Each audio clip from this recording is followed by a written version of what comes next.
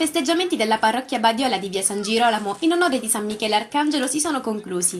Una festività diversa dalle precedenti, vissuta all'insegna della semplicità e spiritualità, grazie all'iniziativa del parroco della Badiola Don Sergio Bonvissuto, il quale ha invitato una comunità francescana Santa Maria degli Angeli proveniente da Noto a celebrare e ravvivare la solennità lungo la settimana. Il culmine di questa presenza briosa si è avuto proprio durante la processione del Santo Arcangelo, animata non attraverso una banda musicale né con amplificazione, ma con semplice chitarra, tamburo, percussioni, battiti di mano e tanta voglia di gioire per il Signore.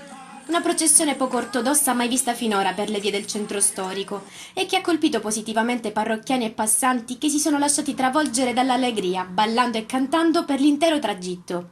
Una presenza, quella francescana, che ha consentito di comprendere il valore dell'umiltà, della speranza e dell'esultanza a Dio con ogni mezzo, mettendo da parte la fragilità della vita e manifestare sempre la gioia di amare.